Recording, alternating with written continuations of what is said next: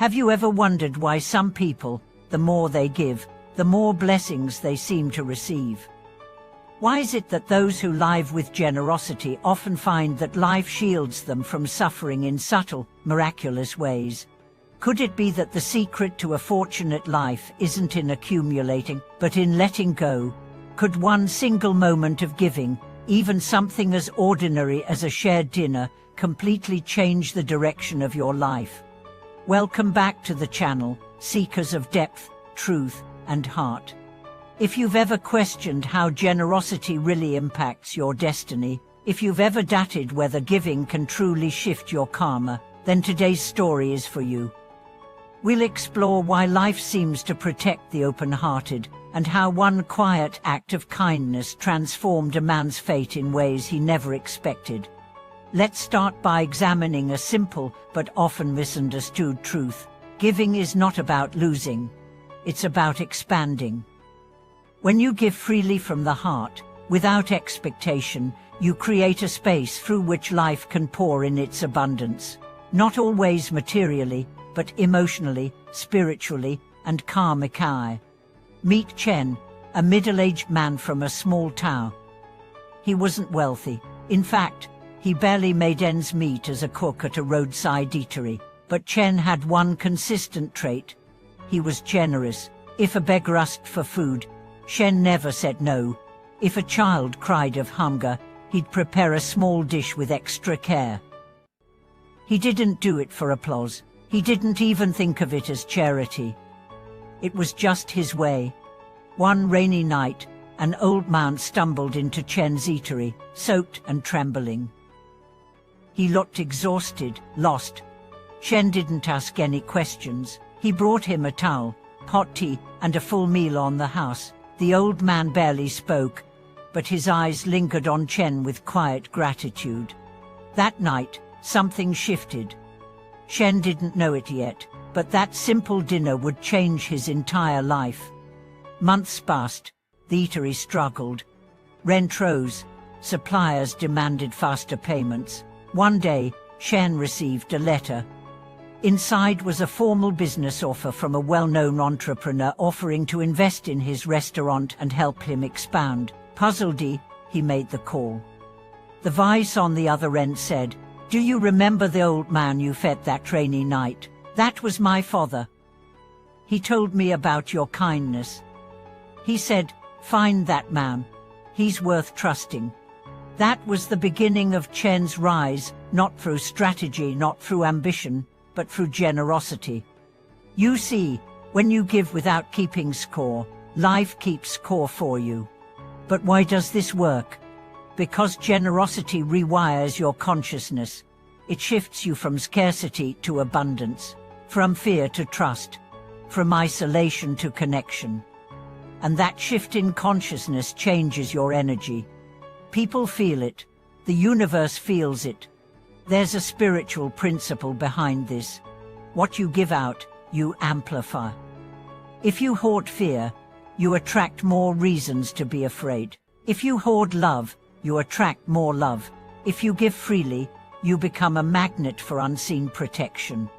It doesn't mean life will always be easy, but it means you'll be carried through the storms in ways others won't understand. Let's go further. Why does giving change your karma?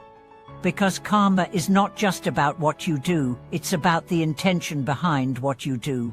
When you give from your heart, not for praise, not for control, but because you see someone's humanity, you break through karmic chains. One woman I know started volunteering at a shelter after losing her son. She said, "At first, I did it to escape grief. But eventually, I realized I was giving others the love I no longer had a place to pour." Within a year, her health improved.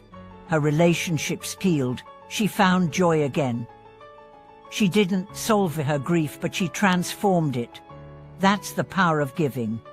It doesn't erase suffering, but it transforms how you carry it. It also builds invisible bridges. When you give, people remember. Not always consciously, but energetically. That kindness echoes through time. The child you help today may be the adult who saves you years later. The stranger you comfort may be the angel who returns when you least expect it. And sometimes, giving doesn't look like money or meals. Sometimes it's a silent prayer, a genuine compliment, a listening ear, a forgiveness withheld for years but finally released. These are all gifts, and they all shift destiny. But here's the key: you must give without agenda. The universe doesn't respond to manipulation. You can't say, "I'll be generous so I'll be lucky." That's not giving, that's trading. True giving is surrender. It's saying, "Let me be an instrument of good," and then letting go of the outcome. Let me ask you, what would change in your life if you gave more freely? Not recklessly, not performative but sincerely. Would your relationships soften? Would your self-image heal? Would the fear of lack begin to loosen? And what's stopping you?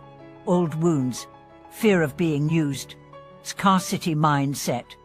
All valid, all human. But here's a secret. The more you give, the less those fears control you. Because generosity is not about wealth. It's about trust. And trust is the opposite of fear. Let's return to Chen. Today, he owns a small chain of eateries. He lives modestly, still cooks, still gives away meals. His life isn't glamorous, but he says, "I feel protected, not by money, but by something bigger."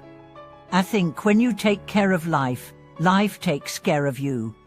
That is the truth. You don't need a perfect life to give. You just need a willing heart. You don't need a fortune to make a difference. You just need a gesture. So today, give something. A word, a breath, a dollar, a meal, a moment of your time. And watch what returns, not just in form, but in feeling. The warmth, the lightness, the quiet sense that you are part of something sacred. Thank you for watching this video. If this message moved you, let us know in the comments. What is one act of generosity that changed your life, or someone else's? Share it. Let's spread these stories, and don't forget to like, subscribe, and tap the bell icon so you can keep journeying with us as we explore the real treasures of the spirit.